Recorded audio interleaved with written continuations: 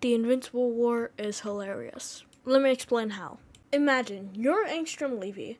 You are pretty smart, but your main gimmick is being able to open portals through different dimensions. Now, you're the only person with this power across Affinity. Nobody has it besides you. So one day, you realize that you're able to get a bunch of views and just kind of fix Earth. Make it so it doesn't face cancer, it doesn't face really anything. Because in other realities, everything's been solved, like climate change, cancer, it's all been solved somewhere else. Now, the problem is you can't really do this. I mean, like, you're smart, but not that smart to be able to make it so you have all these guys' memories and have them know how to fix cancer. You're not that smart. So you end up getting these villains, the Mahler twins.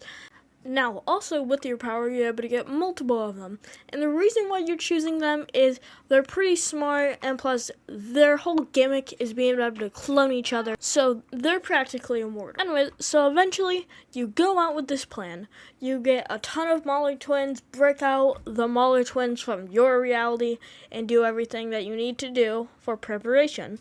But once you're following through with this plan, halfway through, Invincible shows up. He thinks that you're trying to give everybody freaking lung cancer. Now here's the thing. You're a pacifist. You don't really want any bloodshed over this. But the Maulers, they're still villains. They still love murdering things. So they told you not to take off the helmet, but all the Mahler twins are literally jumping Mark, and since you're a pacifist, you don't really want Mark to die, and their hearts are going to kill Mark. They are fully jumping him right now. So you end up saying a sick quote and then taking off the helmet and everything explodes.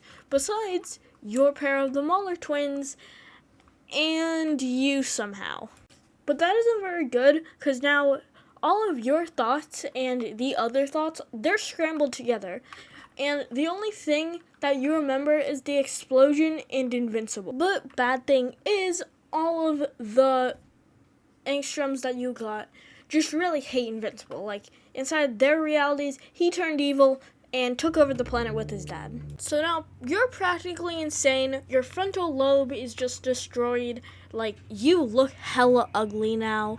So you go after Invincible. You spy on him for a good while. And then eventually, after about a season, you end up finally going out with the plan, and you try jumping him. You take his mom and baby brother hostage and send him to different realities. This was mainly just to weaken him, get him a little bit tired, because you're smart. Like, you're smarter than you were before. Like, you're very smart now. So you realize, yeah, there's zero shot you kill Invincible. There is zero shot. Unless you end up just jumping him and throwing him in different realities. So after you send him to like 12, you think, yeah, he has to be softened up enough. And plus, he's trying to jump me. So I'm just gonna start jumping him. I'm gonna start beating him up. I'm gonna start running the ones with him. Bad thing is, you've pissed off Invincible. Like, he is super angry at you because you broke Debbie's arm and just like scared Oliver. So he's hella pissed off at you now. But that is not what you want. He is now so angry at you, he forgets all his like mentality or whatever and just starts beating you with his head. You literally become goop. But somehow fate chose you not to die that day. So you end up living, open up a portal to like some doctors or whatever, and getting yourself healed up. Now, while you're here healing up, you don't want to just go fight him again. What you want to do is just get a bunch of Invincibles to start jumping him and destroying his planet, destroying his like reputation and name. They'll think of the massacre that happened that day when they hear the name Invincible. They'll start fearing him. So you start with this plan pretty early. You start getting a bunch of Invincibles saying, hey, I'll give you $2 and a Wendy's meal if you go beat up this guy. He's just you from a different reality. And obviously, a ton try just whooping you, just start trying to kill you. But that doesn't matter. You end up getting around 17 to 12. you just get a lot of invincibles. So now, after about a season, you come back and be like, what's up, Mark? I ain't dead, little bro. And release at least 17 different invincibles. Obviously, you couldn't get like top tier invincibles, so some die off the bat, but that doesn't really matter. What does matter is you finding Invincible, having all the Invincibles jump him after they destroy the planet, and then do something else. We never got to that part, so who knows what was after that. Anyways, we're going to swap perspectives to Invincible during all this. So imagine you're Invincible Mark Grayson. You have just been vibing for the last minute after fighting somebody named Powerplex, which just kind of burnt you a little. But then you get a call from the prison that you're working with called Invincible Inc. So you get a call from them. To get paid, you gotta go stop whatever is happening. So you head over there, and what do you see? You see another you. Now, he's destroying the prison, being a little goofy, and he has a mohawk for some reason. It doesn't really matter. You beat him up, and that's kind of it. Now, you think, alright, that's dealt with, now what? But then you start just getting jumped by Kid Thor and some 2 other guys. Now, during all this, Powerplex escapes, nobody really notices, Invincible's still getting jumped, and everything's kind of just chaos right now. Now, after a good while of reasoning, they realize, yeah, you're not evil, you're the original. So they end up leaving you alone, and you just kind of fly off. You think, yeah, there's multiple of them, because Mohawk Mark told you that. So you go try and find some more to jump them. Now, after a while, you finally see this dude that just looks incredibly goofy. He looks so ugly with a weird-ass looking mask. But who knows, maybe that's his gimmick. He just likes dressing bad. Now, you start fighting him a little, and you're winning. You're fully beating him until Omni-Man shows up. I'm joking. It's Omni-Mark. Anyways, you both are running the ones, and then Omni-Mark shows up, but it's just you and Eve.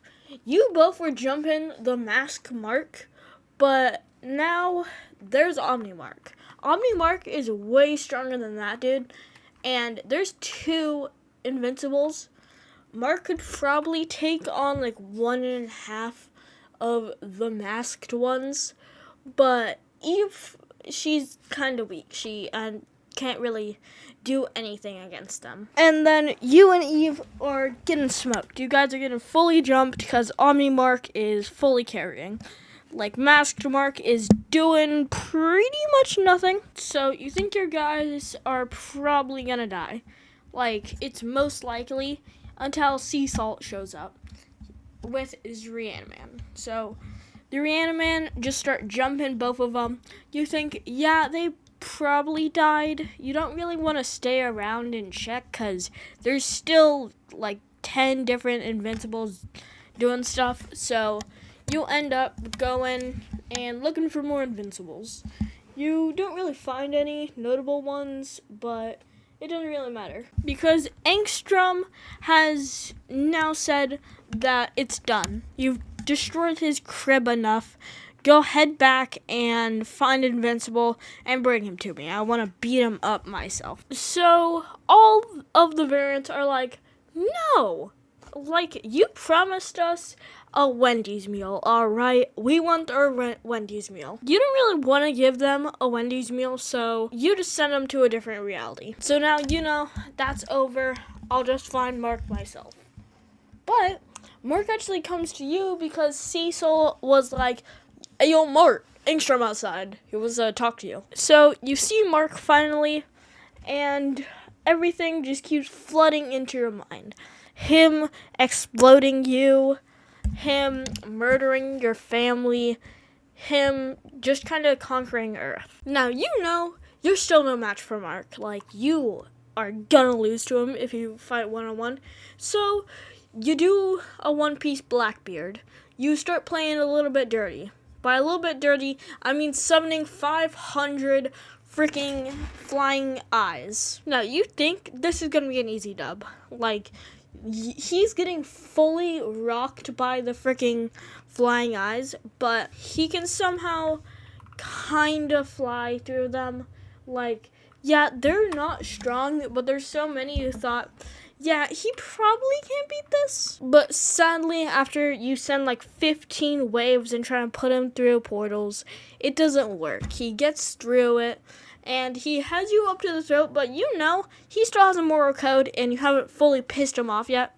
And he already thought that he killed you, so he probably won't try and do it again. Until that baby that you killed literally a season ago, which is now at the age of probably about, like 8, starts yelling, "Murder him! Just flat out pop his head off, Mark. Just murder him, goddammit." Now, you think, yeah, he's probably not gonna follow that up. Like, he's probably not gonna kill you. He's just gonna throw you inside prison where you can escape. But he says that he's left me no chance. So you end up beating him and just dipping. But he is dead focused on killing you, so he grabs your arm and it gets cut off, sadly. Good thing is you went to the doctor dimension, so you just say, "Hey, yo, bro, could you fix this?" And somehow your wound isn't bleeding, but to make it seem more severe, you say that you're just gonna bleed to death because they're not doing anything. But then they say, "Hell no, little bruh." Now, you try dipping, but you can't. And you have to give these guys whatever they want now in exchange for your life. Now, since you don't really have an option, you just say, "Fine, I'll give you, like, whatever you want. Just please don't murder me." And that concludes the Invincible War. Now, I hope you enjoyed. Make sure to like and subscribe. And I'll see you inside the next one. Goodbye.